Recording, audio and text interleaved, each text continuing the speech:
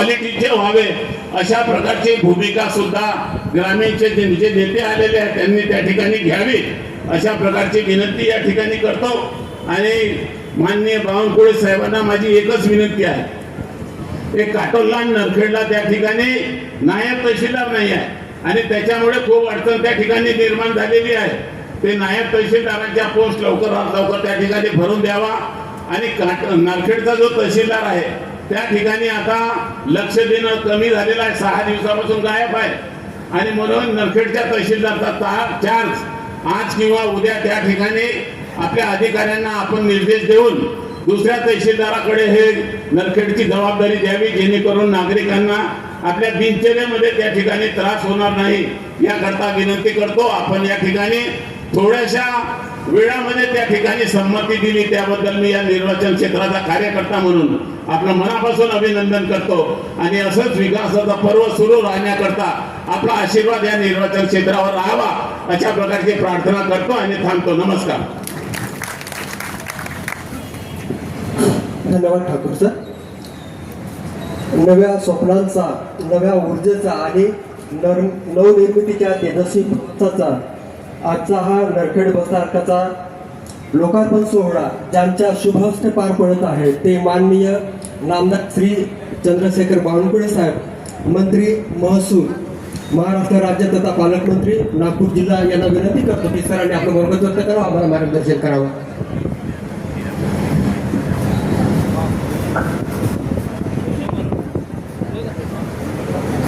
रयतेचे राजे हिंदवी स्वराज्याचे सर्व संस्थापक छत्रपती शिवाजी महाराजांना नतमस्तक होतो। सामाजिक समतेचे प्रतीक महामानव डॉक्टर बाबासाहेब आंबेडकरजींना अभिवादन करतो। आज महाराष्ट्र राज्य मार्ग परिवहन महामंडळाच्या या नरखेडच्या बसस्थानकाच्या लोकार्पण सोहळ्यामध्ये उपस्थित भारतीय जनता पक्षाचे नेते आणि आमदार चरणसिंग ठाकूरजी,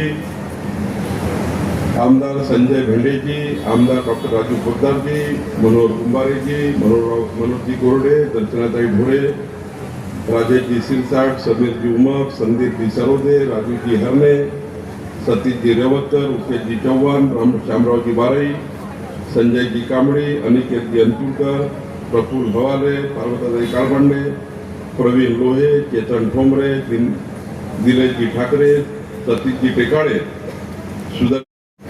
आणि मधात सिंगारखेडा गावामध्ये पांधन रस्ता बघण्याकरता गेलो होतो। शेतकऱ्यांचा एक पांधन रस्ता त्या ठिकाणी सरकार पूर्ण करत आहे, त्यामुळे थोडा उशीर झाला, त्याबद्दल सर्वांनी क्षमा करावी। खरं तर आजचा दिवस नरखेड तालुक्याच्या विकासाकरता एक आनंदाचा दिवस आहे। आधुनिक सुविधांनी सुसज्ज असलेलं नवीन बसस्थानक या ठिकाणी आजपासून सुरू होते आणि एक नरखेडच्या विकासाचा संकल्पनामा जो विधानसभेच्या निवडणुकीमध्ये आम्ही मांडला होता तो संकल्पनामा आम्ही आज पूर्ण करतोय। खरं तर एसटी ही आपल्या सर्वांच्या जीवनाची रक्तवाहिनी आहे। जसं शरीराची रक्तवाहिनी आहे त्याशिवाय जीवन पूर्ण होत नाही। जर शरीरामध्ये रक्तवाहिनी जर ब्लॉक झाली तर हार्ट अटॅक होतो, लकवा होतो, माणूस या ठिकाणी जीवन जगू शकत नाही।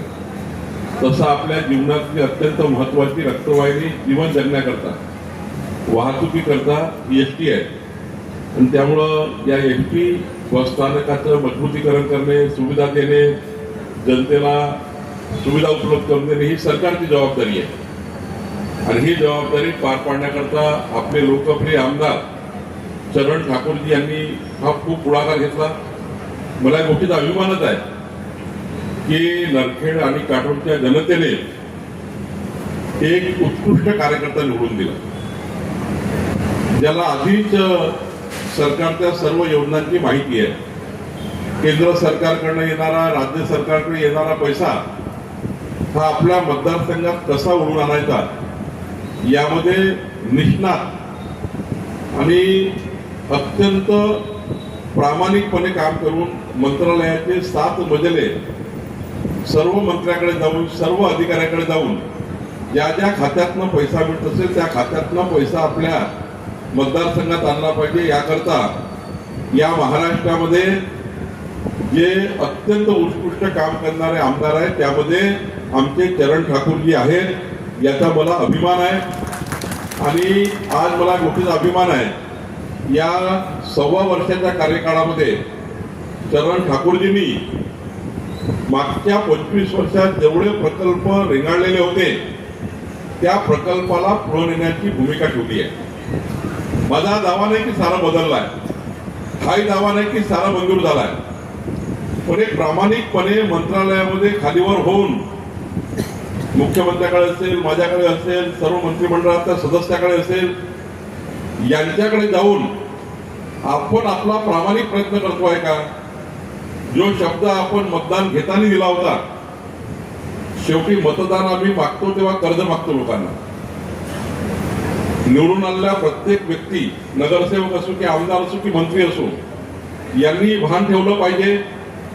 ज्या दिवशी तुम्ही निवडणुकीमध्ये उभे होते त्या दिवशी तुमच्याकरता रांगेत लोक उभे होते, तुमचे बटन दाबण्याकरता उभे होते, तुम्ही त्यांना मताचं कर्ज मागत होते, तुमच्याकरता कार्यकर्ता राबराब मेहनत करून त्या ठिकाणी काम करत होता. तो दिवस चरण ठाकूरजी नेहमी आठवतात. असा कार्यकर्ता असेल की तो दिवस आपल्याला आठवला की माझी प्रतिष्ठा, माझ्या पक्षाची प्रतिष्ठा पणाला लागली तेव्हा जनतेने मला निवडून दिलं. त्या दिवशी मतदारांचं कर्ज माझ्यावर आहे. ते कर्ज 5 वर्ष मला चुकवायचं आहे. याकरता प्रामाणिक प्रयत्न केला पाहिजे. तो प्रामाणिक प्रयत्न चरण ठाकूर करताय, याचा मला अभिमान आहे. आणि तब्येतीची काळजी न घेता, मधल्या काळात तब्येत खराब होती, पण तब्येतीची काळजी न घेता आपल्या जीवावर आलं तेव्हा तब्येतीत ऍडमिट झाले. शेवटी जीवावर आलं तेव्हा त्यांना आम्ही सांगितलं की तुम्ही तब्येतीची काळजी घ्या, तुम्ही थोडा आराम करा. पण त्यांना आपल्या मतदारसंघाची एवढी लय लागली आहे की 50 वर्षाचे कामं त्यांना 5 वर्षात पूर्ण करायचे आहे. त्यामुळं खरं तर आता हे सुद्धा जे बांधकाम होत आहे किंवा लोकार्पण झालं आहे, यामध्ये अत्यंत महत्वाचा पुढाकार चरण ठाकूरजीने घेतला. शेवटी सरकारला मंत्रालयाच्या 7 मजल्याच्या बिल्डिंगवरून दिसत नाही कुठं काय असतं, आमदारांना सांगावं लागतं. आपापल्या भागातले आमदार सरकारसमोर मांडतात, विधिमंडळात मांडतात, सरकारसमोर प्रश्न मांडतात, सरकारचे मंत्री उत्तर देतात आणि मग त्यातनं पैसा येतो.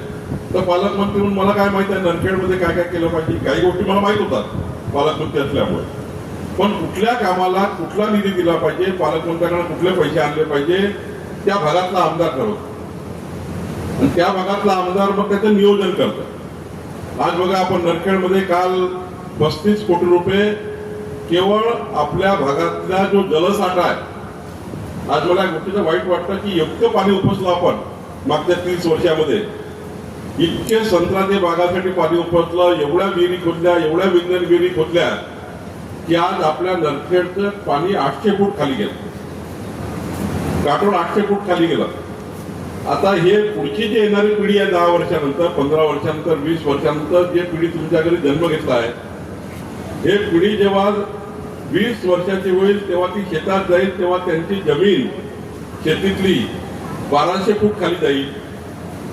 तो मुलगा कधी आम्हाला माफ करणार नाही, बावनकुळेला माफ करणार नाही, कोणत्या सरकारला माफ करणार नाही, ना आमदार चरण ठाकूरलाही माफ करणार नाही, यापूर्वीच्या राज्यकर्त्यालाही माफ करणार नाही. कारण त्याला काय भेटलाय तर 1200 फूट खाली पाणी खाली भेटलाय. आणि म्हणून आम्ही ठरवलं आहे की सर्वात जास्त जर नरखेड काटोलमध्ये काही काम करायचं असेल तर सिमेंट रस्ते नाही करणार, ते कमी करी. चरण ठाकूरजीला मी सूचना दिली आहे, सर्व नगराध्यक्षांना कळवलं आहे, यावर्षी एकही सिमेंट रस्ता बांधायचा नाही. तर जमिनीमध्ये पाणी टाकणारी योजना, या जमिनीमध्ये आपल्याला रिचार्ज शाफ्ट करायचे आहे, जमिनीत पाणी घालायचं, जसं बोरवेल पाणी उपसतं तसं बोरवेल पाणी जाणारी, जमिनीत पाणी जाणारी बोरवेल. या जिल्ह्यामध्ये आपल्याला 3000च्या वर बोरवेल करायचे आहे. जास्त जमिनीत पाणी जाईल. जेवढं नदी नाल्यांनी पाणी वाहतं नाल्यामध्ये बोर टाकला तर नाल्यातलं पाणी नाल्यात जाईल, गावातलं पाणी गावात जाईल, शेतातलं पाणी शेतात जाईल आणि पुढची 20 वर्षाची पिढी त्याला आपल्याला 800 फूट पाणी नाही, त्याला 400 फूट 200 फूट पाणी असलेला तालुका आपल्याला द्यायचा आहे. याकरता काम करायचं आहे, याकरता आपल्याला काम करायचं आहे. यावर्षी आम्ही 3 वर्षाकरता चरण ठाकूरजी तुमच्या सूचनेनुसार 35 कोटी रुपये फक्त जमिनीत पाणी भरण्याकरता देतो आहे. जमिनीत पाणी भरण्याकरता याची चिंता करावी लागणार नडखेड काटोलमध्ये. तुम्हाला जर पिण्याचंच पाणी मिळणार नाही, उद्या पिण्याच्या पाण्यासाठी भांडण होणार असेल नडखेडमध्ये, मग बसताना करून काय फायदा आहे? सिमेंट रस्ते बांधून काय फायदा आहे? रस्ता आहे पण पिण्याचं पाणीच नाहीये. आणि त्यामुळं आपल्याला या ठिकाणी 35 कोटी रुपयाचा निर्णय आम्ही केला. या ठिकाणी जेवढे साठवण बंधारे असतील, जलसंधारणाची कामं असतील, नदी नाले असतील, तो करण्याचा निर्णय घेतला. आणि दुसरं महत्वाचं, या तालुक्यातल्या प्रत्येक शेतकऱ्यांना शेतामध्ये जाता आलं पाहिजे, याकरता या तालुक्यातले सर्व पांढरे रस्ते बांधकाम झाले पाहिजे पुढच्या 4 वर्षामध्ये, याचा निर्णय आम्ही घेतला. चरण ठाकूरजी यांनी प्लान तयार केला. यावर्षी आम्ही 7.5 कोटी रुपये काल एनजीओला दिले. पुन्हा आता आम्ही 10 कोटी रुपये एनजीओला देतोय. या तालुक्यामधल्या पुढच्या 5 वर्षामध्ये किमान, माझा दावा नाही की सारं बदलेल. आता मी सिंगारखेड्याला एक पांधन पाहून आलो. त्यांनी पांधन बनण्यापूर्वी तर तो कमरेवर नाला होता. आता ते पांधन बांधल्यामुळं खडीकरणाचा रोड झाला. जर खडीकरणाचा रोड असेल, शेतात जरा रस्ता असेल, शेतात पाणी असेल आणि शेतात वीज असेल, तर शेतकऱ्याचा पोरगा कधी चपराशी नोकरी मागा जाणार नाही. तो आपल्या शेतामध्ये डबल पीक घेईल, ट्रिपल पीक घेईल आणि आपल्या शेतामधली प्रॉडक्टिव्हिटी वाढवेल. खरं जर नडखेडमध्ये काम करायचं तसं चरण भाऊ, तुम्हाला मला काम करायचं, या भागातल्या शेतकऱ्याला मजबूत केलं पाहिजे. या भागातली शेती ओलिताखाली आणली पाहिजे. या भागातला 800 फूट पाणी वर गेला, कमी गेला, त्याला 800 फूट पाणी खाली गेला, त्याला वर आणलं पाहिजे जमिनीतलं पाणी. याकरता काम करायचं आहे आणि म्हणून आम्ही याकरता काम करतो आहे. एवढंच नाही तरी गोष्ट खरी आहे की माननीय चरणसिंग ठाकूरजींनी सांगितलं की महाराष्ट्रामध्ये पॅरामीटर ठरलं होतं. ज्या तालुक्यातली लोकसंख्या जास्त, ज्या तालुक्यामध्ये आरोग्य सेवा कमी आहे, एका जिल्ह्याचा एक तालुका निवडायचा, तिथे उपजिल्हा रुग्णालय करायचं. आता माझ्या कामठीमध्ये होतं, मौद्यामध्ये होतं, कुईमध्ये होतं, उमरेडमध्ये होतं. 13 तालुक्यात 13 मागण्या होत्या. पण काटोलच का निवडलं गेलं? कारण काटोलमध्ये जे पॅरामीटर आहे ते काटोल फिक्स झालं आणि त्यामुळे सरकारी जे योजना असतं, सरकारी यंत्रणा असतं, ज्या पॅरामीटरवर येतं त्या पॅरामीटरवरती आली आणि त्यामुळे आमदार साहेबांचा त्यात काही दोष नाही आहे. काटोलला कशाला नाही आणि त्या ठिकाणी मग पालकमंत्री मी आता मी कामठीला घेऊन गेलो असतो, पालकमंत्री मी आता माझ्या मतदारसंघात मौद्याला मी घेऊन गेलो असतो. पण नियमात बसत नव्हतं. जी गोष्ट त्या तालुक्यात नियमात बसते त्याच तालुक्याला मिळतं. अख्या जिल्ह्यातला काटोल तालुका बसला म्हणून काटोलला उपजिल्हा रुग्णालय मिळालं. आणि मग आता बावनकुळेंनी शब्द दिला, चरण ठाकूरनी शब्द दिला, बाबा शब्द दिला ना, पण आम्ही 5 वर्षाकरता मतं घेतल्या, 1 दिवसाकरता नाही घेतल्या. आणि सर्वला की 5 वर्षामध्ये आम्ही जे काही वचन दिले आहे, जेव्हा आम्ही निवडणुकीत उभं होतो तेव्हा काही वचनं दिले आम्ही, त्या वचनाची पूर्ती करायची आहे 5 वर्षामध्ये. त्यामुळे ही गोष्ट खरी आहे की नरखेडचं उपजिल्हा रुग्णालय, मग आता इतके मागे लागले चरण भाऊ, मनोज कोरडे वगैरे सर्व इतके मागे लागले, बाराई वगैरे, श्यामराव बाराई वगैरे, की यांनी जीवन जगणं मुश्किल करून टाकलं. म्हणजे असा तुफान जसं काही बॉम्ब पडला. आणि मग विरोधकांनी टीका टिप्पणी केली तर विरोधकांची टीका टिप्पणीवर आधारून त्या ठिकाणी निर्णय करायचे. तर मी ठीक आहे, मग निर्णय झाला. मी स्वतः मुख्यमंत्र्याकडे गेलो, चरणसिंग ठाकूरजी माझ्यासोबत आले, मनोज कोरडे आले. आणि आज मला गोष्टीचा अभिमान आहे की या महाराष्ट्रात कुठल्याच जिल्ह्याला 2 एका विधानसभेत, रामटेकमध्ये भेटू शकलं असतं, एखाद्या वेळी कुहीमध्ये विशेष बाब करता आली असती, पण एका विधानसभेमध्ये 2 उपजिल्हा रुग्णालय करून घेणे आणि ते नाकावर टिच्चू ठेवून करून घेणे, मान दाबून करून घेणे, हे काम फक्त चरण ठाकूरच करू शकते, दुसरं कोणी करू शकत नाही. आणि म्हणून मी चरणसिंग ठाकूरजी आपलं सर्वांच्या समोर अभिनंदन करतो. आज मी त्याच्यावर सही केली, मुख्यमंत्र्यांनी सही केली असते, बहुतेक संध्याकाळी माझी सही झाली होती परवा येता पालकमंत्री म्हणून. आता हे कोण मांडताय लोकांसमोर? उपजिल्हा रुग्णालय झालं नाही. काही काही लोकांना सवय, काही काही लोकांना किती वाईट सवय राहतं. लग्न करतं, लग्न झालाय आणि 20-20 वर्ष पोरं बाळ होत नाही. आता लग्न झालं 20 वर्ष मुलं बाळ झालं नाही तर आमचा दोष आहे का?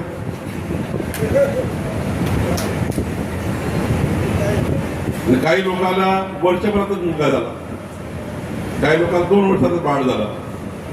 मग आता बाळ यांच्या घरी झालं, मुलगा यांच्या घरी झाला, पेढे कोण वाटते? ज्याच्या घरी 20 वर्ष काही झालं नाही.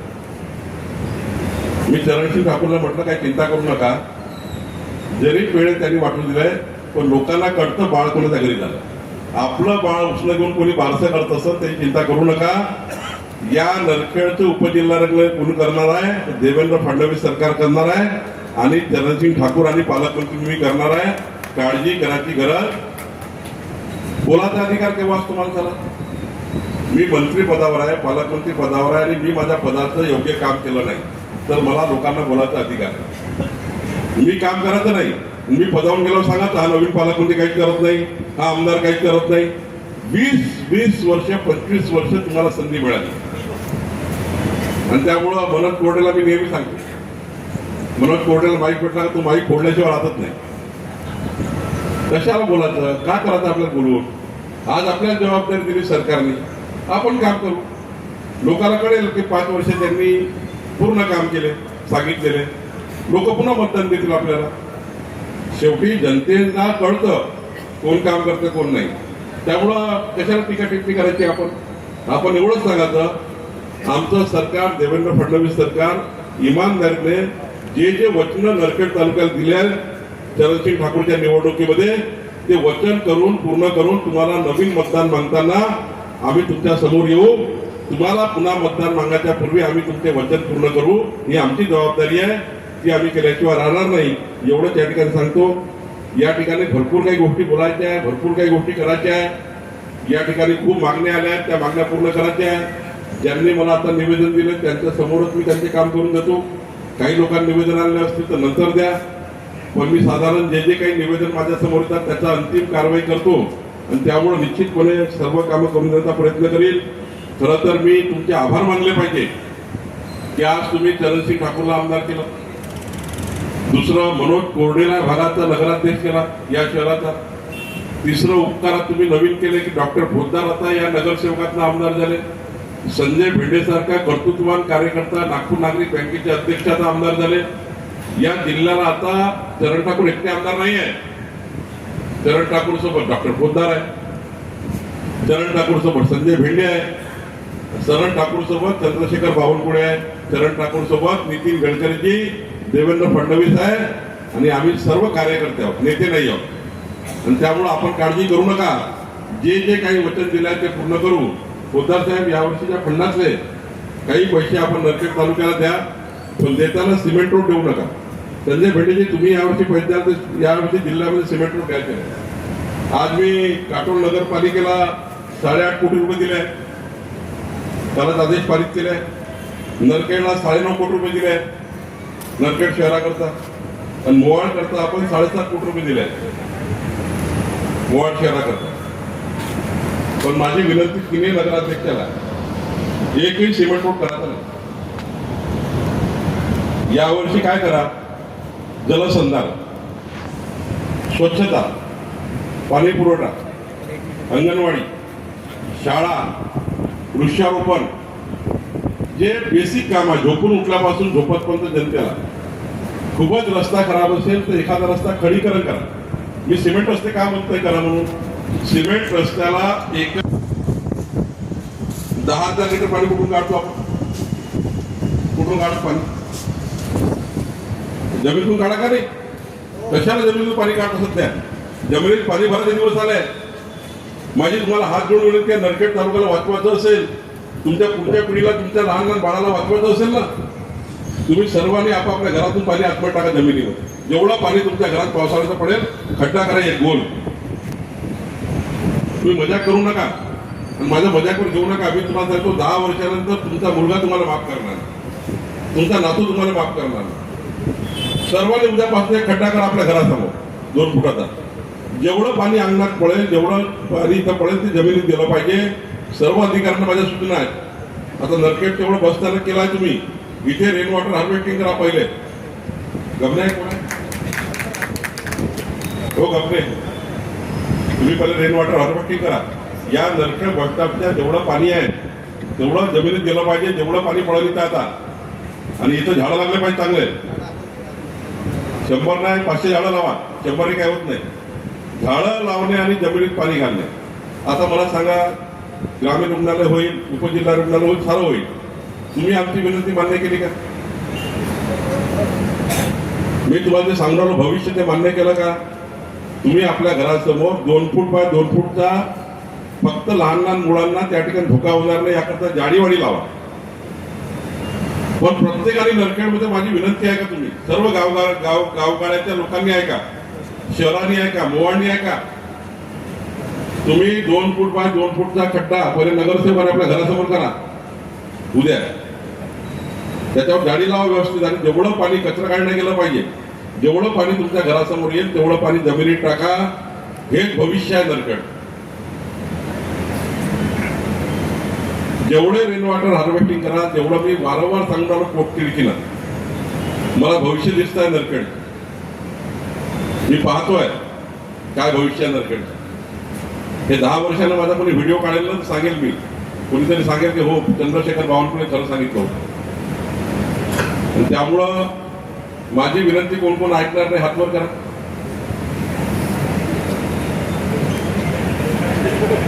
एक जण आहे ना, एक कोण त्याला कळलं नसेल विचारायला. म्हणजे जमिनीत खड्डा कराल का घरासमोर? तुम्ही एवढा सुरुवात करा. तुम्ही आणि तुमच्या आजूबाजूला 10 घर. मी 5 मिनिट जास्त वेळ घेतो तुमचा भाषणाला. मी बाकीचं काम नंतर करीन. सर्व काम मी करून देईन, जेवढे सांगितलं तेवढे. मनोज कोरडे जेवढे म्हणत तेवढे काम करीन.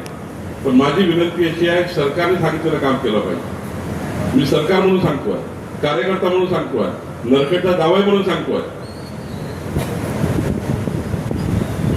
जावयाचं ऐकणार नाही कमीत कमी. किती बाय किती खड्डा कराल?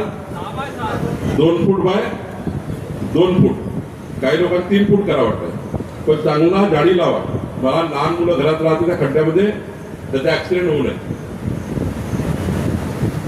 हे भविष्य आहे तुमचं. त्यामुळे आपण सर्वांनी, माझी विनंती आहे का, डॉक्टर पोद्दारला माझी विनंती आहे, जिल्ह्यात फिरताना पहिले काम करायचं आपल्याला. पुढच्या वेळी नरखेडला आल्यावर ना, कुणाच्या घरी मी चहा प्यायला गेलो ना, तुम्ही तो खड्डा पाहिजे पहिले, ऐका नाही घरासमोर, तर चहा प्यायला जाईल.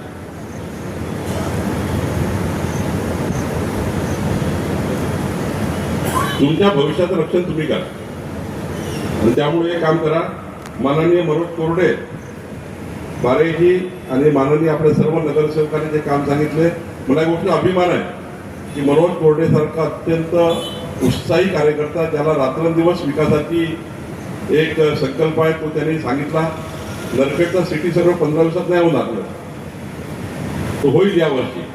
कारण ते मोजावं लागतं, प्रत्येकाचं घर, त्याची सनद द्यावी लागते, स्वामित्व द्यावं लागतं. असं ड्रोन फिरवलं देऊन टाकलं असं चुकी टाकीचं नाही. ते मोवाळमध्ये करून ठेवलं चूक मागच्या सरकारच्या काळात. मोवाळ तर यावर्षी 6 महिन्यात पूर्ण करतो.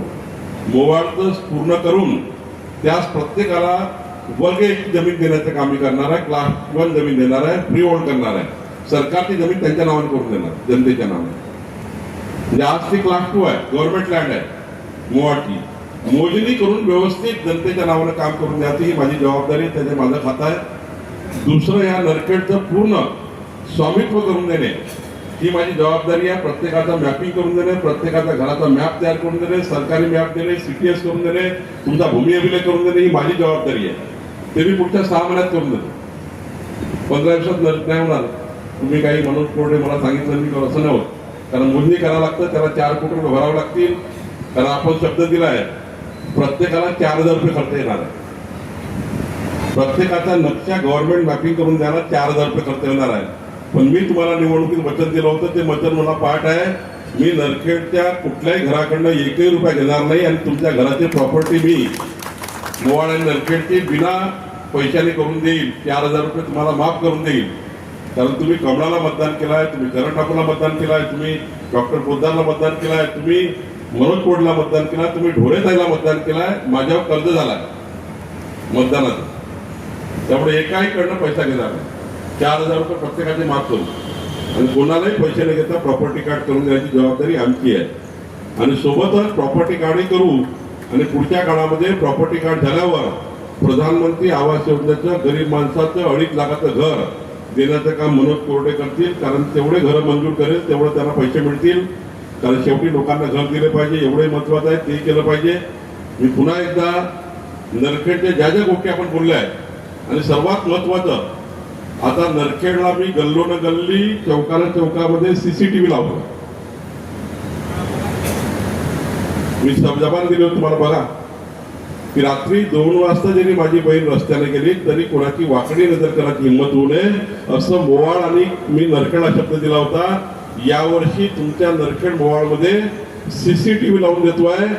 कोणी या ठिकाणी गावाला असुरक्षित करणार नाही, कोणी चोरी करू शकणार नाही, चोराचा उद्देश पूर्ण होणार नाही, तुमचं घर सुरक्षित राहील, तुमचे मुलं बाळा सुरक्षित राहील अशी व्यवस्था करतो आहे. या वर्षभरामध्ये तुमच्या शहराला सुरक्षित करतो. सट्टा जुवेवाले असेल तहसीलदारांचे एफबी आहे. मला कळलं की काही लोक सट्टा चालवतात, काही लोक दारू विकतात. तुम्ही महिला अधिकारी आल्या, तुम्ही सर्वांना झोडपून काढा चांगलं. हे सट्टा जुव्याने नरखेड तालुका खराब होतोय. आणि माझी विनंती सर्वांना आहे, तुम्हाला गोपनीय नाव कळवा, तुमचं नाव येऊ देणार नाही सट्टा जुवा चालणाऱ्या लोकांना. मला SMS करा, मी पोलिसांना पाठवतो. हे लोक जे गाव खराब करतात आहे यांना जेलवर टाकलं पाहिजे. देवेंद्र फडणवीस सरकार, आमचं सरकार हे मजबूतीनं काम करायला तयार आहे. पण आम्हाला कळलं पाहिजे, आम्ही काय 10 जोडी नाही आमच्याकडे. तुम्ही कळवा ना आजूबाजूच्या लोकांनी इथं सट्टा चालू आहे, तुम्ही SMS टाका फक्त मला, बाकी जबाबदारी संपली. तुमचं नाव नाही देणार मी, मी सांगेल भल्यानं मेसेज केला थोडी सांगणार आहे. मी जबाबदार पदाधिकारी आहे, तुमच्या जीवाला धोका थोडी पोचणार नाही मी मला धोका देईल. त्यामुळे यानंतर नरखेडमध्ये सट्टा जुवा दारू चालणाऱ्या लोकांची नाव मला SMS करा. माझा नंबर सर्वांजवळच आहे, त्या नंबरवर मला SMS टाका फक्त, याच्याकडे सट्टा चालू आहे. ठरवलं आहे सरकारने या सर्वांना या जिल्ह्याबाहेर काढायचं, या अशा आरोपीला गावात ठेवायचं नाही. आणि त्यामुळे तोही सट्टा जुवा बंद झाला पाहिजे, दारू बंद झाली पाहिजे, याकरता काम करायचं. म्हणून तोडी यावं काम करा. कोणत्या काढता सट्टा जुवा चालू आहे, मला कालच SMS आलाय नरखेडमध्ये. जरा PI चेक करा, सट्टा जुवा चालू सुद्धा बंद करा, दारू बंद करा या शहराची. बिलकुल मागा पुढे पाहता नाही महिला अधिकारी, तुम्ही तर उलटच ते बंद केलं पाहिजे सर्व. कोणाला प्रोटेक्शन देऊ नका. आणि कोणाचाही फोन आला तुम्हाला तर भाजपचा राहावं, काँग्रेसचा राहावं, कोणाचे राहावं, बिलकुल सोडायचं नाही सट्टा जुवावाला आणि दारूवाल्याला. या शहराला चांगलं करायचं आपल्याला, या जिल्ह्यात चांगलं करायचं आहे. आणि त्यामुळे याच्याकरता काम करा. मी पुन्हा एकदा आपले सर्वांचे आभार मानतो. माझं भाषण झालं, देवेंद्रचं भाषण झालं, तुम्ही मनोजला निवडून दिलं, चरणसिंग ठाकूरला निवडून दिलं, त्याचे जमानतदार आम्ही आहोत. आणि मनोज कोर्टाने जे काही शब्द दिले या शहराला ते शब्द पूर्ण करण्याची जबाबदारी आमची आहे, माझी आहे, देवेंद्र फडणवीसजीची आहे, नितीन गडकरीजीची आहे, चरणसिंग ठाकूरची आहे, डॉक्टर पोद्दारजीची आहे. डॉक्टर पोद्दारजीने 20 मिनिट भाषण दिलं होतं.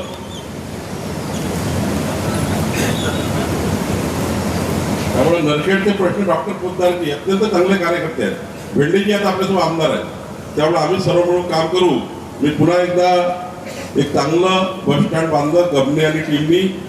आता बांधलं चांगलं, पण गाड्या वाढवायच्या आपल्याला. 50च गाड्या आता नवीन आल्या, पुन्हा 50 गाड्या मला आणायच्या आहेत. ज्या गाड्या येतील गबने आता 50 पुन्हा नरखेडला जास्त द्या. 10 गाड्या नाही 15 गाड्या वाढवून द्या नरखेडला.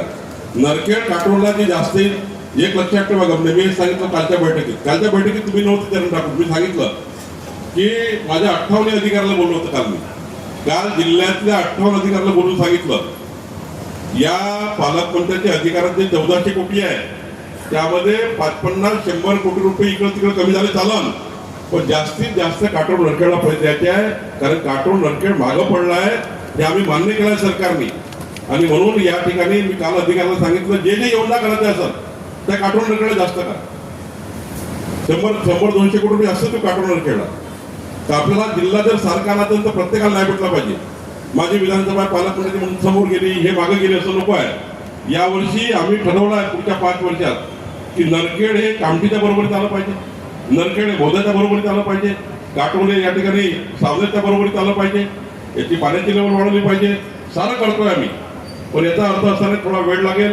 5 वर्षाकरता आपलं सरकार आहे आणि या 5 वर्षात चरण ठाकूरने दिलेला शब्द पाळणे ही आमची जबाबदारी आहे. सर्वांचे धन्यवाद.